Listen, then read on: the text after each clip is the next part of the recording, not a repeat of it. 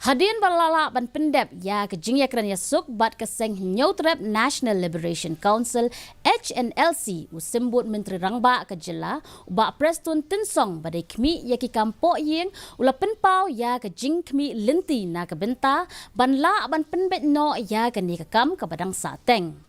Ulapan pauru halor ke jingdan kam ban kentup lang ya ki he jong ke Seng Hnlc ki ksiar jong ke jela bat ki officer jong ke Sorkar ha ke ne ke Jingiakren Iasuk.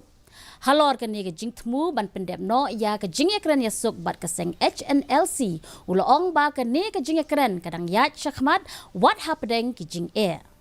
Floor is open. Discussion. One round of formal talk has happened.